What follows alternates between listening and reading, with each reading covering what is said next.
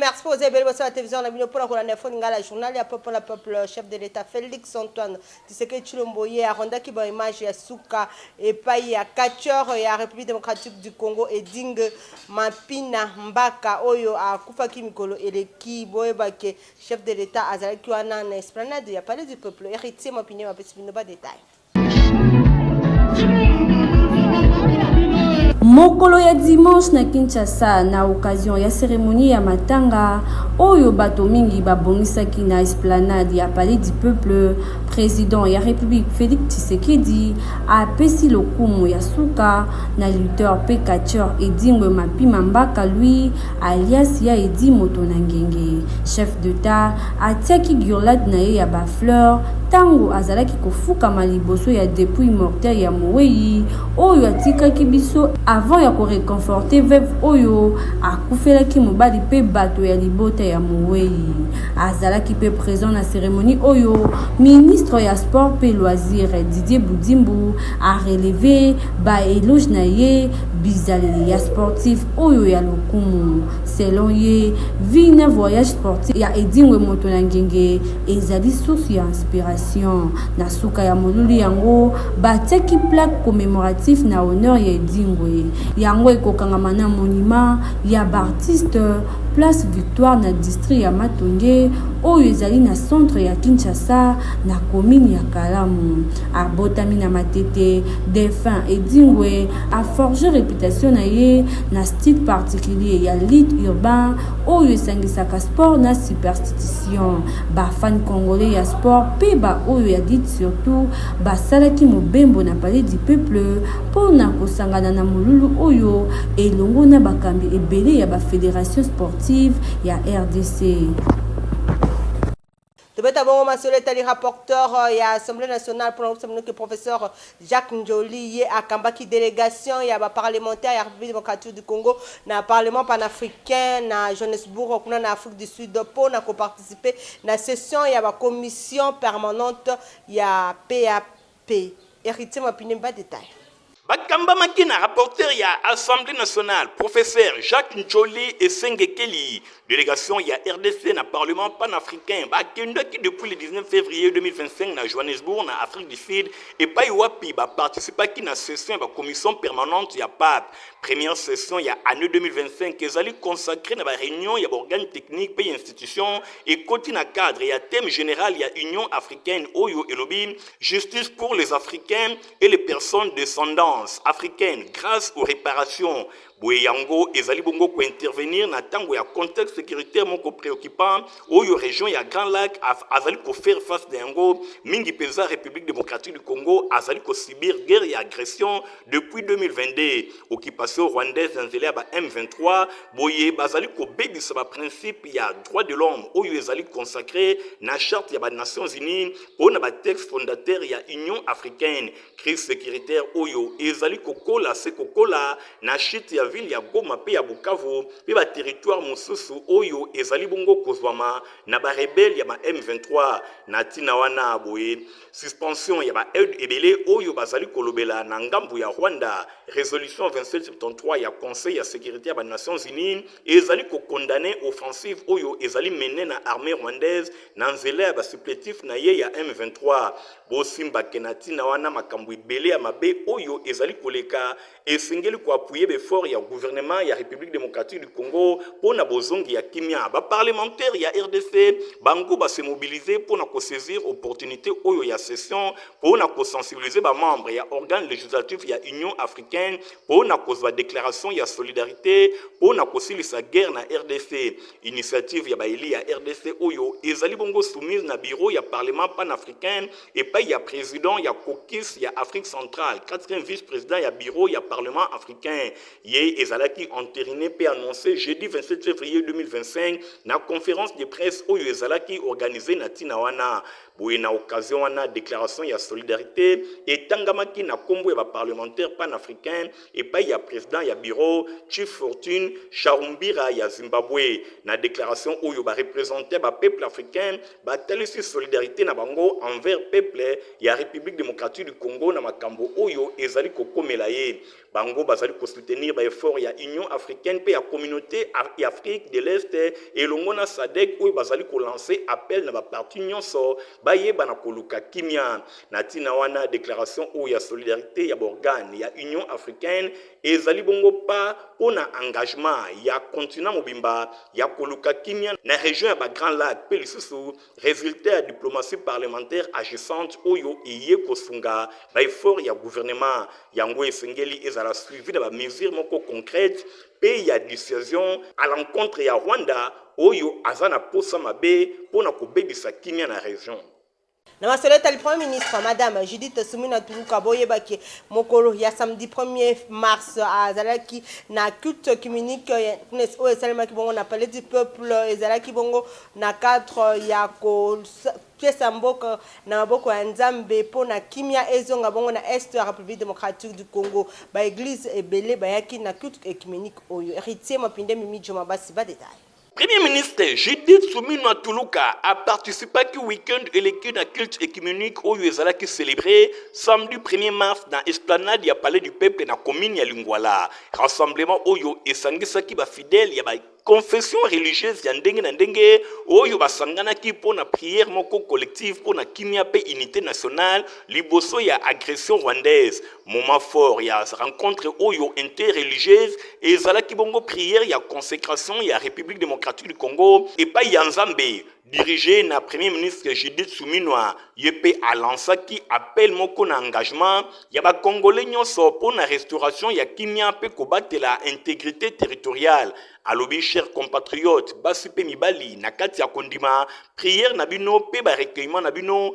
e kosala ketwe bana kosangana pe totalisa kondima na biso pe na bolingo moko ya malonga envers mboka na biso République démocratique du Congo. Lelo plus que jamais alobi mboka eza na bosenga ya grâce divine na nzela ya force ya unité pe engagement ya moko na moko po na kozongisa kimia pe ko protéger intégrité territoriale ya mboka na biso. Mboka na biso ezali ko traverser épreuve moko ya pasi na est na yango ba force ya molili oyo bazali animé na ba intention ya mabe bango bazali koluka koseme kao pe ko kabola peuple nyonso wana pona koyiba ba ressources ya mboka na biso boye nyonso ba s'investir na cadre ya koluka kimia mingi penza na est ya RDC. Judith Suminwa atalisi importance ya ko maintenir unité ya ba Congolais nyonso liboso ya agression na agression oyo alobi esengeli totikala ya kotelema na bomoko pe tozala déterminé biso nyonso toluka kimia malonga oyo ekomema justice pe unité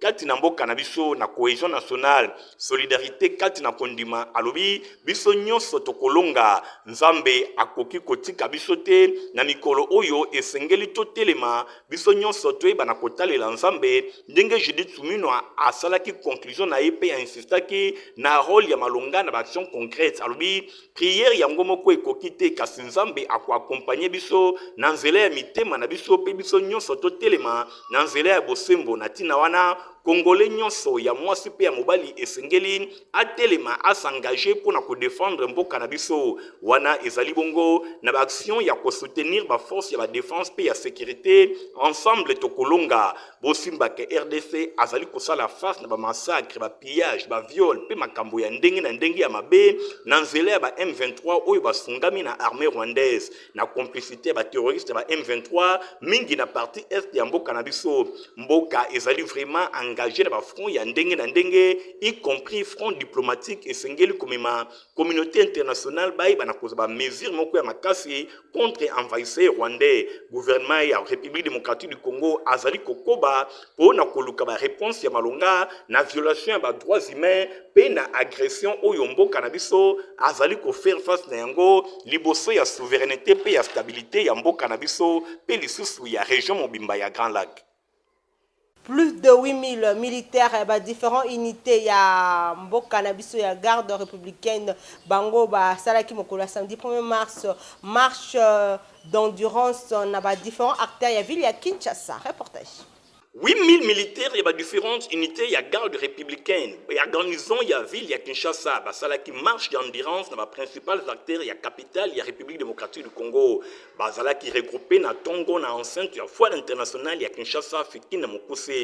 unité Oyo, pédestre, motorisée, peu flottante, il y a garde républicaine, Bango se déploya qui n'a 4 itinéraires pour na kosuki ça na quartier général na Bango Oyo ezwami na Kanchachi, na suki exercice Oyo, commandant ya garde républicaine général-major Kabi Ephraim asalaki parade moko epai wapi a rappelaki mission ya garde républicaine mingi ya ko sécuriser chef de l'état et longo na libota na ye pe bapaya na ye nyonso pour appuyer ba FRDC na défense ya intégrité territoriale pe ya pour appuyer police nationale na mission traditionnelle Oyo azana yango. Commandant ya garde républicaine a insisté que mingi na respect ya discipline militaire, na respect ya instruction ya hiérarchie, pe alobi ba céder soki mokete na ba acte ya démoralisation ya ba militaire, pe koluka ndenge nini ba ko renforcer cohésion et longona amour des prochains, ndenge atalisaki pe asengi na bango ba compatir na ba compagnon d'armes na bango nyonso oyo bazwami na est ya mboka liboso ya situation oyo ezali imposée na bataille oyo bazali mener contre ennemi. Pour le général-major Kabi alobi 3e marche d'endurance Oyo après ya 2024 et 2023 et ils allaient viser pour rassurer la population ya ville ya Kinshasa pe ya arrière pays qui est armé na bango ba FRDC bazali toujours prête pour défendre intégrité territoriale. Il y a la police pendant ce moment qui va présumer criminel qui présenté n'a palais du peuple et pas il y a vice-premier ministre, ministre en charge de l'intérieur, commissaire provincial, il y a la police Blaise Kilimbalimba à Peignos, il est là qui n'a présence, il y a commissaire général, le commissaire divisionnaire Benjamin Alongoboni. Nadine Nasson a petit peu détail. Plus de moins 250 arrestations Yabakuluna enregistrées na bouclage oyo ezaki organisé na de quand y a la police ezali bongo na kan Kabila pe lufungula na cadre ya koba na opération Ndobo bosengeli koyeba ke ba présumé criminel oyo bazala ki présenté et pas ya vice premier ministre na charge ya intérieur pe sécurité maître Jacquemaine Chabani na commissaire provincial ya la police le général Blaise Kilimbalimba nyonso et Salema qui na présence ya commissaire général le commissaire divisionnaire Benjamin Alongaboni selon commandant ya la police ba opération oyo et kolandama pona ko dénicher bato nyonso bazali ko nyoko la population quinoise bosengeli ko simba ke commandant atalisi que basali déjà rapport ya mosala oyo babandaki ndenge basalaki organisation ya bango ekei vraiment kitoko pamba temboka na biso boyebi ke ezali agressé na yango tango nyonso bazali kosala ba bouclage pona kokanga ba ennemi ya mboka nyonso wana bazali kotelemela bato nyonso oyo bazali kolinga te kimia ekota na mboka dossier oyo bosengeli koyeba ke bato nyonso si e bayebi yango basali yango na ndenge na bango te ba commandant nyonso bazali instruit kutu commandant ya 14e région militaire pe azali au courant déclaration oyo ezali bongo ya commissaire divisionnaire adjoint Blaise Kilimbalimba bosimba ke ba présumé criminel oyo ba komema bango na justice na ba procès moko ya makasi e kosale makat po na bango pe parmi bango misusu ba kozala condamné à mort. Présidente de l'association des épouses de policiers pour le développement, Madame Alongaboni, yé à Salaki Mikolele qui réunion moko ya kafu kafu pour l'association na bango héritier mapindemi edi mbandi bazaki na compte ya Foningala. Nasime kuta na ville ya Gemena, na province ya Sud Ubangi, présidente nationale ya association des épouses de policiers pour le développement, boye Mama Thérèse Kapata Alongaboni, azali kola la pongite. Mokolo ya lundi 3 mars 2025 à Salisaki réunion ya Kafu Kafu et longona ba chef de camp quand Lufungula Pekan Kabila ya ba unité minene ya police nationale congolaise. Objectif ezalaki pour la présidente nationale ya AEPD Mama Teresa Kapata Alongaboni ayeba na ko lancer activité oyo ezali dédié pour na bande koba c'est-à-dire mois de la femme mois de mars. bosimba ke mama Thérèse Kapata alongaboni apesaki message moko clair epai ya épouse ya ba policier alobelaki bango likambo etali formation oyo ezali kobanda kalate pona bandeko basi ya ba policier pe bana na bango oyo bakozwa formation vraiment ya ofele na ba domaine ya ndenge na ndenge boyoka mama Thérèse Kapata alongaboni ndenge expliquer. Nabengaki ba maman na réunion toza na lancement officiel ya ko enregistrer basi ya ba policier na bana ba policier oyo baza na ba camp na ba cité partout baya ko s'inscrire pour na gouvernement et lancer formation ya biso basina bana na biso na ba branche ebele toza na construction toza na informatique toza na auto école toza na accueil toza na hôtellerie toza na coupe et couture et alphabétisation toza na ngo ebele sous le haut patronage du chef de l'État avec le ministère ya formation et professionnelle yango lelo na bengaki réunion et puis na profiter na lancer appel na basi ya ba policier na so o baza na possibilité ya kokota en contact na bisote baya na bureau na biso eza awa na commissariat général la police na précisément na enceinte à salle judo na biso baya na bana na bango oyo ezala mwana policier ya solo moi sa policier ya solo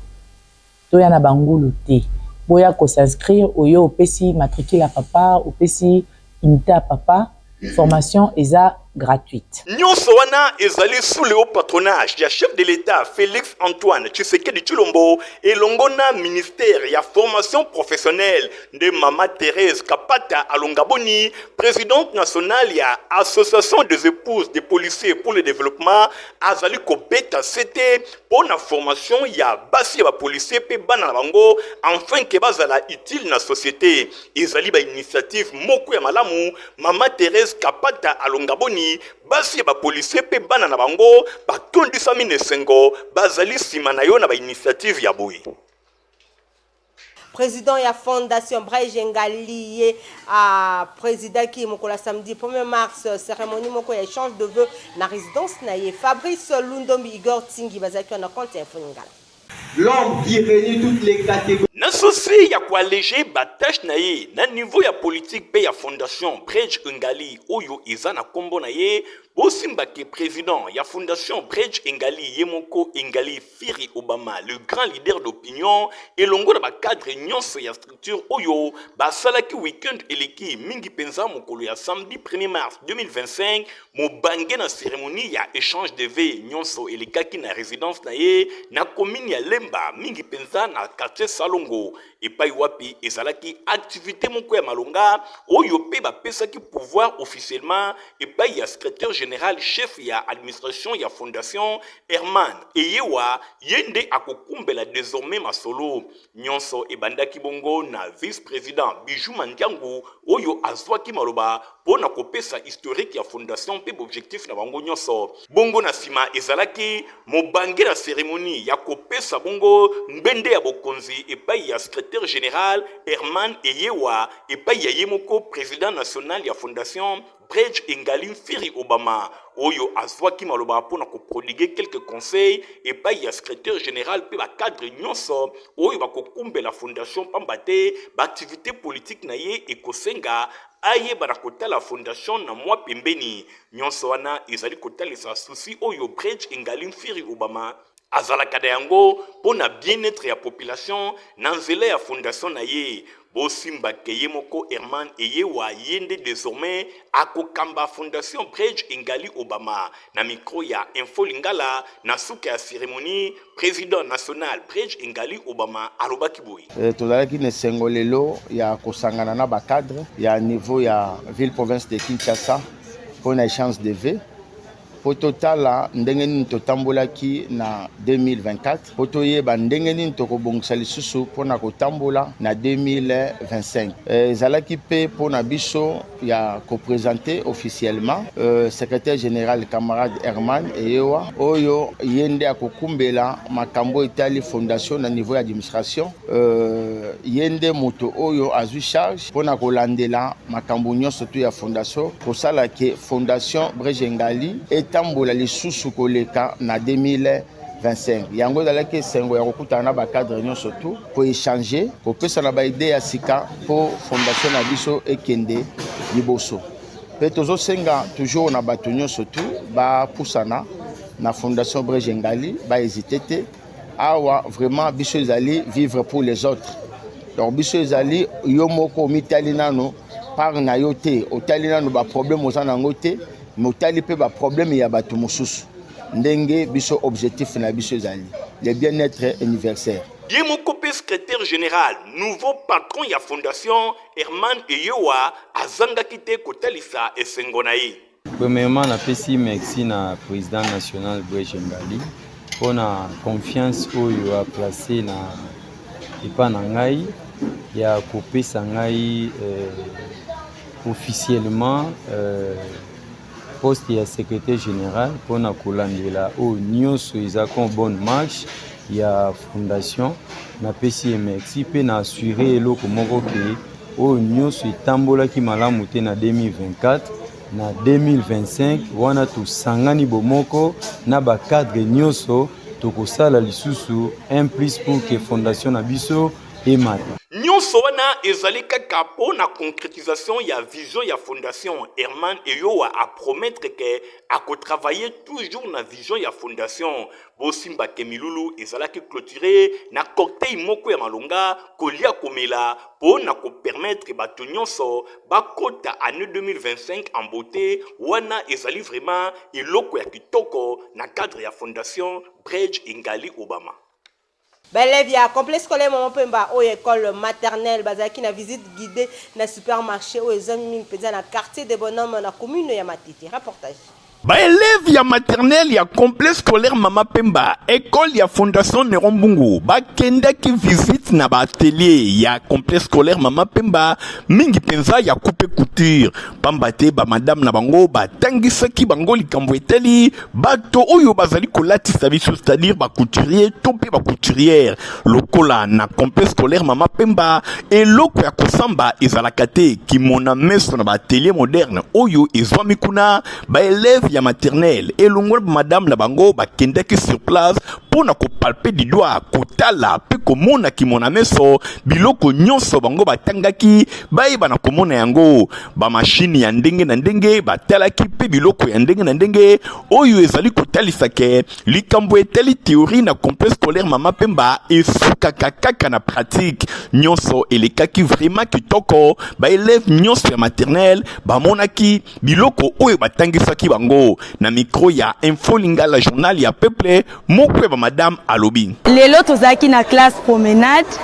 totangisaki bana le métier qui nous habille yango lelo tokendaki na télé o mokonzi na biso atongela biso bana bamona totangisi bango les sortes de machines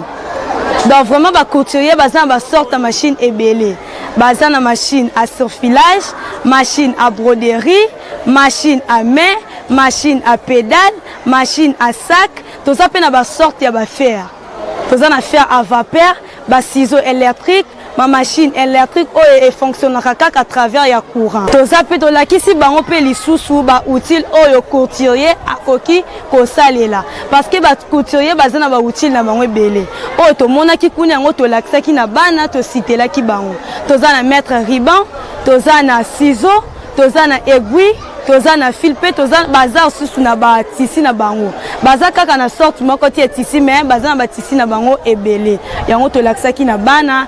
pe ba mataki likolo ya machine pe ba vandi pe likolo machine ba pédaler o singana ki basala basali vraiment na pesi ba nyoso ba compagnie ki biso na pesi bango merci donc na pesi lisusu fu moi banga moyo papa Néron double brassard merci na télé oyo atongela biso parce que biso en école nous sommes zanga ke lo côté soko tangisi na bana bokende na télé bana pe ba moni pe ba sali pe pratique na bango na pese merci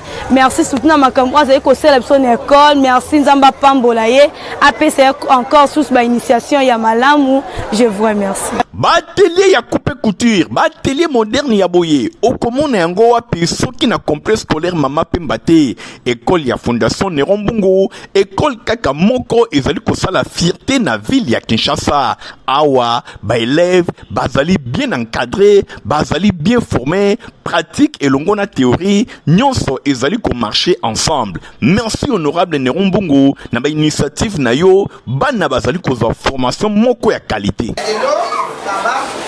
Na masolo esali fait le supporter ba ki population avandi bongo na avenir révolution na commune ya Selemba ou ba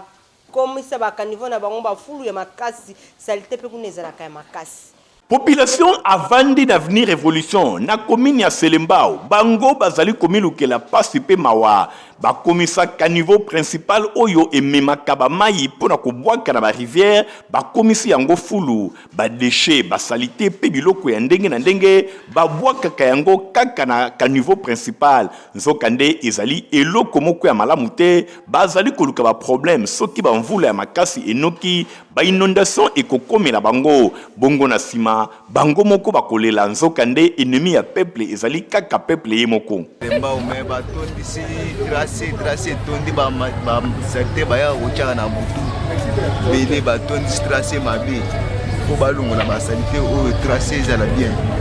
komine ezala ba salité to yeba te mais to mona ka ba salité soki ba ma ezo ya na ba fulu pe kuna na wengi yake bele awo tosengi na bana commune ya Selembao mingi penza oyo bavandi na avenir révolution esengeli kobatelama kobebisa esika ozali kovanda te na bosoto mingi penza kobwaka bosoto na caniveau te pamba te caniveau oyo esalemaki po na mai ya mvula eyeba na kolekaka kasi nyonso wana ezali kaka po na bolamu ya population tango bino bokomisi yango fulu bozali komilukela ba problème tango ba inondation ekoyela bino bolela te bana ya avenir révolution na commune ya Selembao. Tobeta tour na commune ya Kimbantseke pour la route ki bazana problème makasi kambo etali mai ba reporter ya info ngala journal la peuple bazala kipuna. Awa tozali na ville province ya Kinshasa kasi likambo ya kokamwa ezali ke bisika mosusu bazali komela mai ya mabulu ndakisa komini ya Kimbantseke na quartier Kikimi population oyo bazali na esengo soko mokete po ba difficulté ya mai pe insécurité kutu ya kosakana te toza problème mai awa mai pasi botiela biso mai toza na posa mai botiela biso mai pasi ba mai tozomela ya mabulu toza na susa mai botiela biso mai penza mai makasi mai ya point côté musuba mai ya mabulu eza kitoko te to souci eza ke gouvernement pas fatia avec la biso mawa atela biso koto toza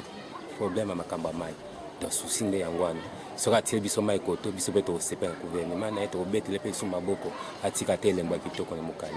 na yango basengi na bakonzi batala pe na ngambu na bango po bakondisio ya lolenge ya boye ezali malamu te po mai bazali komela ezali komemela bango ba maladi ya ndenge na ndenge Pota malonga pona bana na bino eza protiva pe mokolo ko komela yango episaka santé ya kitoko vitamine pe énergie. Ah merci Yabouinde bana nyoso baza kuringa à la pochette.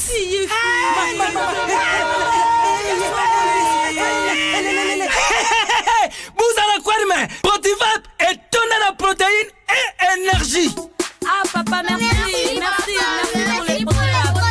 les enfants. Eh bino, bote la baoni. Bote na bodona bino. Baba kansa bomba bonga. Bona bana na yo bakumarukura bana oyo. Faut laisser kabango poto Protivap. Et ça va pota te. Allez, kamata. Bon appétit. Bana nyeso ba yaka Protivap. Ah bah si kulia ya bango Protivap, ba bandi ba danser na bango ya ba bébé pro. Tala. Ba yango, chata kitoko ntoto makasi. Tukana mbimbi, oyo tukana mbimbi. Makusa, Protivap, poto kitoko pona ba bébé pro. Olingola ta sapata kitoko pe ya qualité place à sourire ya kosomba yango 700 mm papa griffe azawana pona bino. Papa sinangai eutako apio. Baye nyonso balinga kolata basapatu kitoko saper d'état mwana mboka Basile Semopa alias Papa Griffe Cocobar de la Sab asali esika pona ba congolais nyonso bayeba na kozwa mokoto ya kitoko sandal lipapa ba ceinture pe biloko ya ndenge na ndenge nyonso ezali kosalema epai ya mwana mboka saper d'état Papa Griffe boye na présidence de la SAP epai wapi ba mokoto bozali komona ezali kosalema euti na Italie euti bisika mosusu te kaka awa mwana mboka saper d'état Papa Griff yende azali kosala yango kasi komitungisa na ye ezali boni gouvernement bazali kotala ye kaka boye alors que bakoki kotia maboko pona oyo azali kosala ekende tango nyonso liboso na koloba lisusu nini bandeko na nga bino moko bomoni bino moko bolinga yango mutu nyonso akokota na 7e rue place commerciale awawa tout au long ya bafabricant traditionnel areketaka yango Papa Griff Mawa, Papa Griff Mawa, vraiment, mon salaire du taureau boy. Alors ça, on les gamondele. Et puis, les autres, mais les autres diraient, mais pourquoi pas tes gouvernements, balingo soutenir yété. Na ebita, bande onanga. Botu na peut-être, bango, na ebaraté, na salanine, na zangape politicien, artiste et kaka. Mais, les autres salamarato. Donc, les arabes, on a informé le sous-sous. Maman Nabiso Judith, Yozali Maman, Excellence, Premier ministre, voilà, on a pouvoir, on a Papa Griff, son Excellence, Monsieur le Président de la République, Fatih Béton, il n'y a pas Koutanga déjà dans Papa Griff, artiste coordonné. Mais naïe baraté, pourquoi Nazanga soutien? Pourquoi vous soutenez Angati? Nous avons combattre les Chinois, nous avons combattre les expatriés, nous avons combattre les Turcs. Pour que les Congolais là bien à faux prix et puis durable. Aux en manifestation, aux en fête Moko Songolo, au Libala, Yaka. En tout cas, jour en jour, au lia batutu na fête. Et le Moko durable, ils ont la chaussure, ils ont la sandale, ils ont la ceinture, ils ont la sac, ils ont la cordonnerie, la maroquinerie. Attache chaussure les gars bolite, le go la ilk. Oui, na dimina le go les morts, na dimina le go les morts. Ateza le go les morts, na comme ça le go la ilk, na comme ça. Mais pour la ninité, na prendre jeunesse montante, bah se prendre en charge, na transmettre bango la cordonnerie. Boninga na kufana ke na domaine nanga. Adresse ezali se moko na 7e rue Limete ozala petit boulevard Limete résidentiel et paiwapi basapatu ya kitoko ezali kosalema bana mboka bo pesa confiance et pa yande konabino sa père d'état Papa Griff pona kosomba biloko oyo ye azali koteka yangonde e kotombola mboka na biso pambate batu ya mayele pe batu ya créativité bazali. Vous allez qui est pour na kolanda info ngala journal le peuple la professeur qui se plaît donc ça merci Negor Tingi Matomi na zaki na sima caméra concours rédactionnel ya Midjo Mabasi héritier mapine mais superviseur qui journal au montage sima qui pas Fabrice Lundombi ngala bino to rendez-vous Nicolas Alikoya.